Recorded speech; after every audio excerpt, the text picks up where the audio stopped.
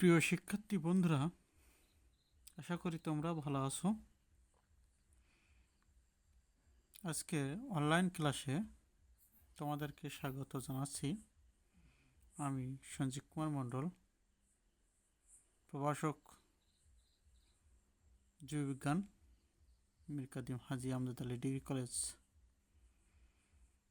প্রিয় দ্বাদশ শ্রেণীর শিক্ষার্থী বন্ধুরা, আজ আমরা আলোচনা করব সপ্তম অধ্যায় নগ্নবীজি উদ্ভিদ ও আবৃতবীজি উদ্ভিদ।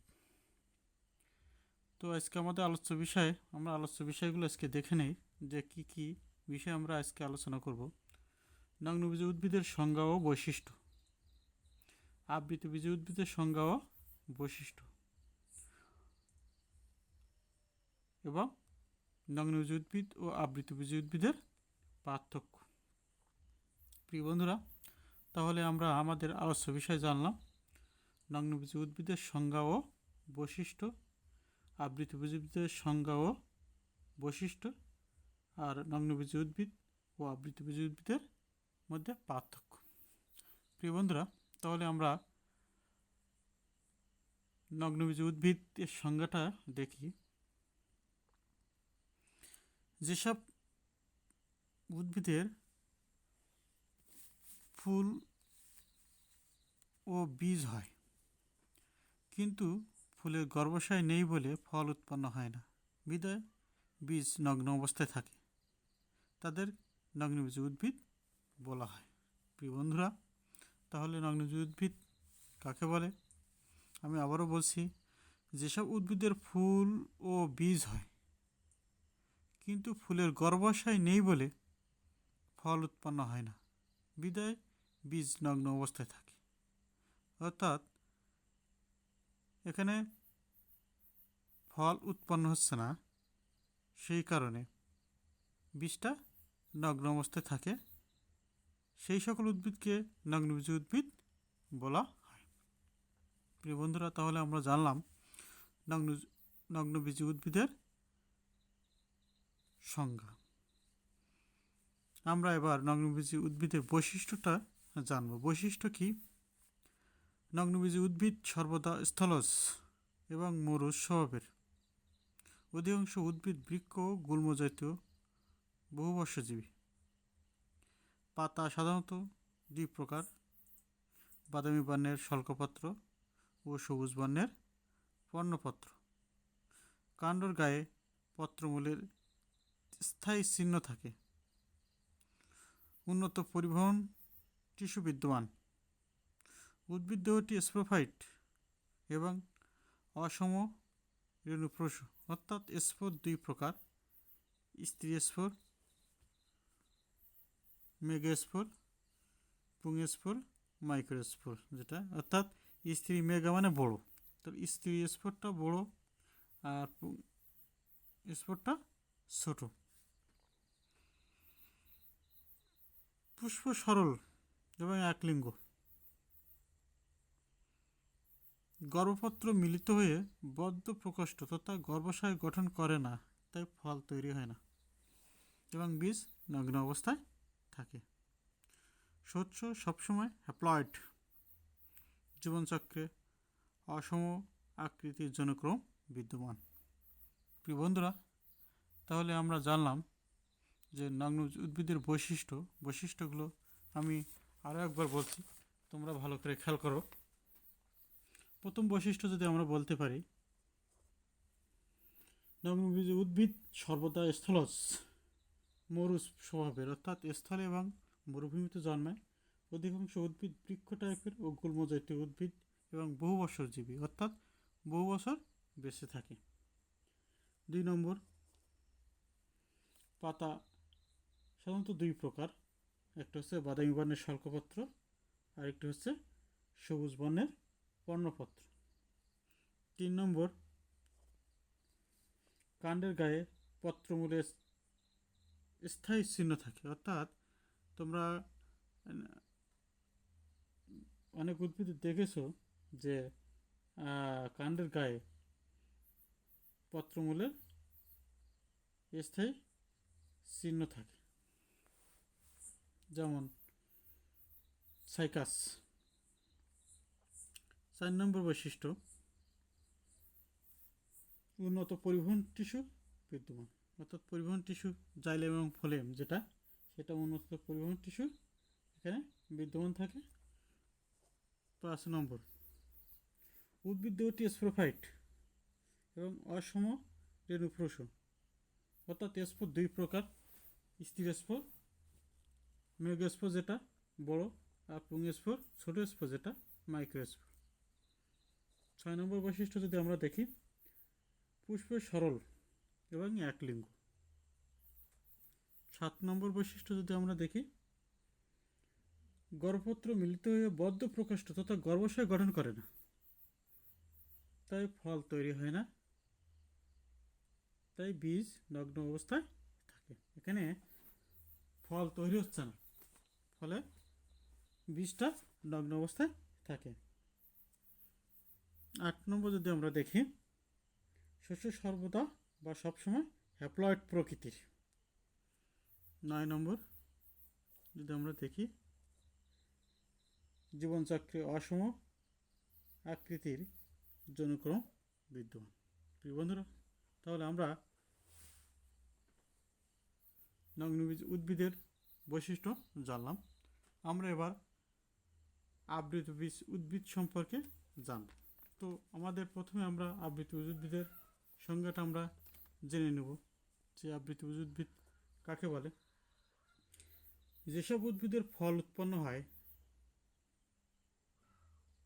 এবং ফলের ভিতরে বীজ আবৃত অবস্থায় থাকে তাদেরকে আবৃতবীজ উদ্ভিদ বলে। যেসব উদ্ভিদের ফল উৎপন্ন হওয়ার সময় বীজ উৎপন্ন এবং বীজের ভিতরে ফলটা আবৃত অবস্থায় থাকে তাদেরকে আবৃতবীজ। অর্থাৎ উদ্ভিদের ক্ষেত্রে আমরা দেখলাম যে সেখানে ফল উৎপন্ন হয় না, সেজন্য বীজটা নগ্ন অবস্থায় থাকে। কিন্তু আবৃতবীজ উদ্ভিদের ক্ষেত্রে আমরা দেখছি যেখানে ফল উৎপন্ন হয়, ফলে বীজটা ফলের ভিতরে আবৃত অবস্থায় থাকে। তাহলে সংজ্ঞাটা আমরা জানলাম। সংজ্ঞাটা হচ্ছে, আমি আবারও বলছি, যেসব উদ্ভিদের ফল উৎপন্ন হওয়ার সময় বীজ ফলের ভিতরে আবৃত থাকে তাদের আবৃতবীজ উদ্ভিদ বলে। প্রিয় বন্ধুরা, তাহলে তোমরা বুঝতে পারছো যে আবৃতবীজ উদ্ভিদটা কি। আমি আবারও বলছি, যেসব উদ্ভিদের ফল উৎপন্ন হওয়ার সময় বীজ ফলের ভিতরে আবৃত অবস্থা থাকে তাদেরকে আবৃতবীজ উদ্ভিদ বলে। আমরা এর বৈশিষ্ট্যগুলো জানবো যে আবৃতবীজ উদ্ভিদের বৈশিষ্ট্য কী কী। প্রিয় বন্ধুরা, তোমরা খেয়াল করো, আবৃতবীজ উদ্ভিদের বৈশিষ্ট্য। আবৃতবীজ উদ্ভিদ সকল পরিবেশে জন্মায়। আবৃতবীজ উদ্ভিদ সকল পরিবেশে জন্মায়। উদ্ভিদ স্পোরোফাইট, সবজি ও অসমরেণু প্রোষ। দেহ নরম বা শক্ত, কাষ্ঠল বা অকাষ্ঠল, চিরসবুজ বা পর্ণমোচী, বহুবর্ষজীবী বা বর্ষজীবী হতে পারে। এদের পাতা সরল বা যৌগিক। শস্য নিষেকের পরে গঠিত হয় এবং এটি ট্রিপ্লয়েড। সব উদ্ভিদের ফুল একক বা মঞ্জরিতে থাকে। গ্যামেটোফাইট অত্যন্ত সংক্ষিপ্ত ও পরনির্ভরশীল। গর্ভকেশর সাধারণত গর্ভাশয়, গর্ভদণ্ড ও গর্ভমুণ্ডে এই 3 অংশে বিদ্যমান। গর্ভাশয় ফলে পরিণত হয় এবং বীজ ফলের মধ্যে নিক্ষিপ্ত থাকে।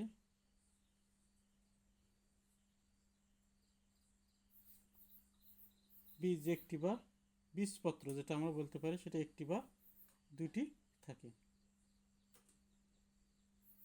সুস্পষ্ট যৌনক্রম বিদ্যমান। তাহলে প্রিয় বন্ধুরা, আমরা আবৃতবীজ উদ্ভিদের বৈশিষ্ট্যগুলো আরও একবার জেনে নিই।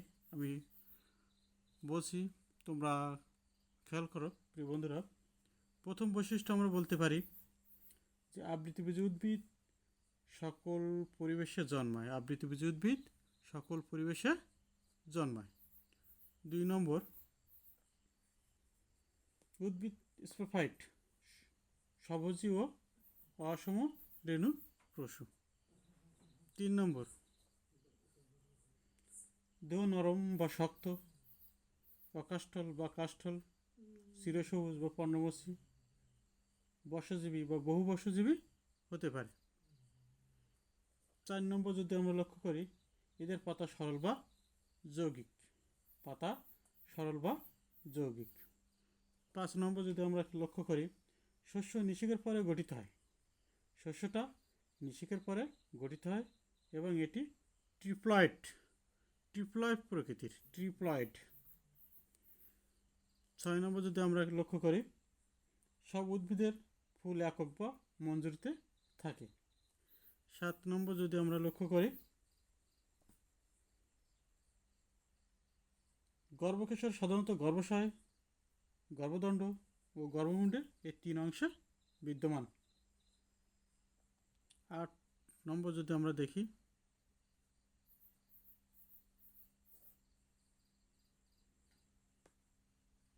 গর্ভাশয় ফলে পরিণত হয় এবং বীজ ফলের মধ্যে অবস্থিত বা নিক্ষিপ্ত অবস্থা থাকে, বীজে 1টি বা 2টি বীজপত্র থাকে। আমরা 9 নম্বর যদি লক্ষ্য করি, সুস্পষ্ট জনুক্রম বিদ্যমান, সুস্পষ্ট জনুক্রম বিদ্যমান। তাহলে প্রিয় বন্ধুরা, তোমরা বুঝতে পারছো আবৃতবীজী উদ্ভিদের বৈশিষ্ট্য। আমরা এবার এই নগ্নবীজী উদ্ভিদ ও আবৃতবীজী উদ্ভিদের বৈশিষ্ট্য থেকে আমরা এদের পার্থক্য নিরূপণ করব। আমি এখানে তোমাদের পার্থক্যটা বোঝার সুবিধার্থে এখানে একটা ছক এঁকে রাখছি আগে, তোমরা একটু লক্ষ্য করো যে এখানে কিছু বিষয়গুলো আছে। এই বিষয়গুলো আমরা আবৃতবীজী ও নগ্নবীজী উদ্ভিদ থেকে দুটোর ভিতরে পার্থক্য কী সেটা আমরা এবার লক্ষ্য করব। অর্থাৎ নগ্নবীজী উদ্ভিদ ও আবৃতবীজী উদ্ভিদের বৈশিষ্ট্য যদি আমাদের ভালোভাবে জানা থাকে বা বৈশিষ্ট্য যদি আমরা ভালোভাবে বুঝি, তাহলে কিন্তু আমরা এই বৈশিষ্ট্যের ভিতর থেকে নগ্নবীজী উদ্ভিদ ও আবৃতবীজী উদ্ভিদের পার্থক্য নিরূপণ করতে পারব। প্রিয় বন্ধুরা, তাহলে তোমরা লক্ষ্য করো, আমরা যে বৈশিষ্ট্যগুলো দেখছি, এখানে বাসস্থান পার্থক্যের ক্ষেত্রে তোমরা লক্ষ্য করো,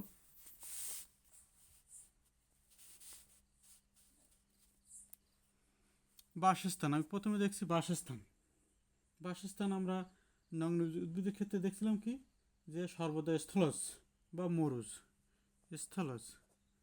স্থলজ বা মরুজ অর্থাৎ মরুভূমিতে, স্থলে বা মরুভূমিতে জন্মে। আর সকল পরিবেশে আবৃতবীজী উদ্ভিদে আমরা দেখি যেটা সকল পরিবেশে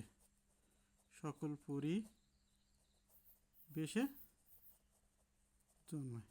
তাহলে প্রিয় বন্ধুরা, আমরা বাসস্থান লক্ষ্য করছি যে নগ্নবীজী উদ্ভিদ মরুজ বা স্থলজ, আবৃতবীজী উদ্ভিদটা সকল পরিবেশে এরা জন্মায়। ফল সৃষ্টি, নগ্নবীজী উদ্ভিদে ফল সৃষ্টি হয় না, ফলে বীজ নগ্ন অবস্থা থাকে, এখানে ফল সৃষ্টি হয়, ফলে বীজটা আবৃত অবস্থায় থাকে, আমরা এটা বলতে পারি। 3 নম্বরে যদি আমরা দেখি গর্ভাশয়, এই গর্ভাশয়টা আমরা দেখি যে গর্ভাশয় গঠন করে না, অর্থাৎ গর্ভোত্তর মিলিত হয়ে বদ্ধ প্রকোষ্ঠ এটা, তথা এরাও গর্ভাশয় গঠন করে না, গর্ভাশয় গঠন করে না, এটা করে, গর্ভাশয় গঠন করে।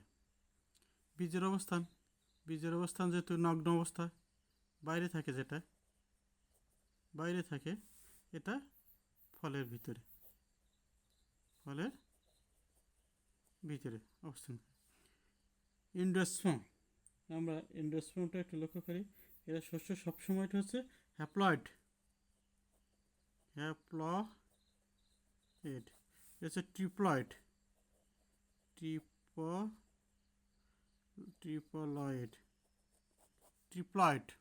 এটা আমরা দেহটা যদি খেয়াল করি, যে দেহটি স্পোরোফাইট বা অসমরেণু পশু, দেহটা হচ্ছে স্পোরোফাইট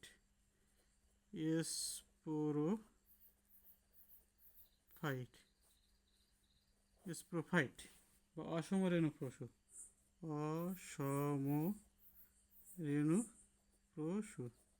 এটা দেহ নরম। আমরা এখানে বৈশিষ্ট্য থেকে দেখি যে নরম বা কাষ্ঠল হতে পারে,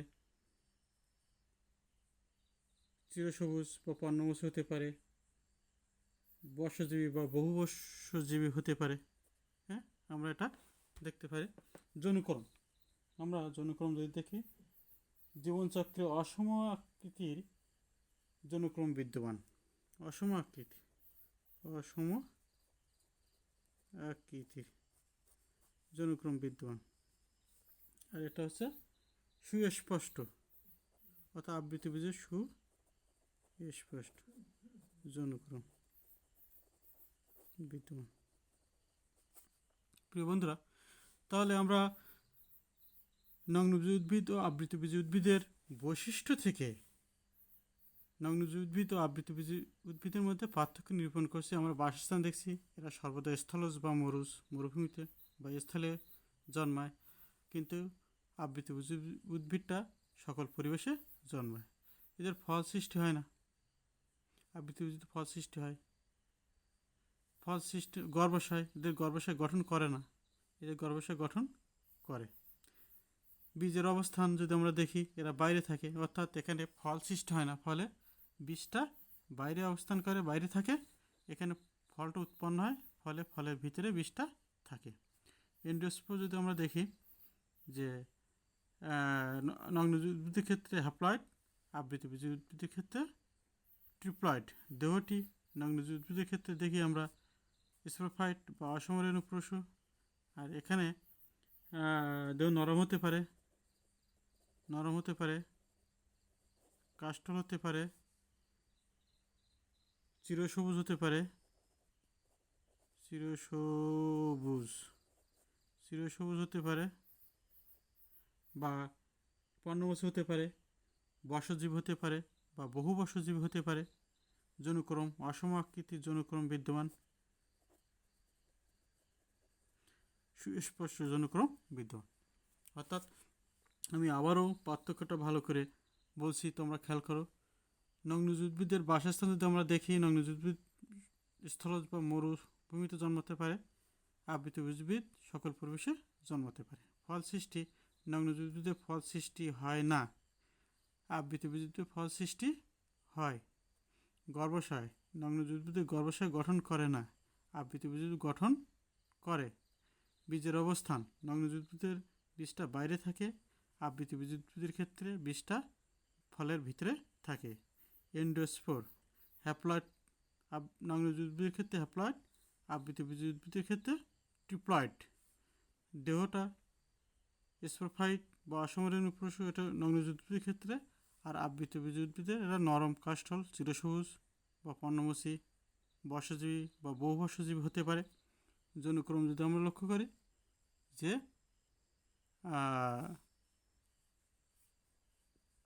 যৌনক্রমের ক্ষেত্রে আমরা খেয়াল করি যে যৌনক্রমটা হচ্ছে অসম আকৃতির নগ্নবীজ উদ্ভিদের ক্ষেত্রে, আর সুস্পষ্ট যৌনক্রম আবৃতবীজ উদ্ভিদের ক্ষেত্রে। তাহলে প্রিয় বন্ধুরা, আমরা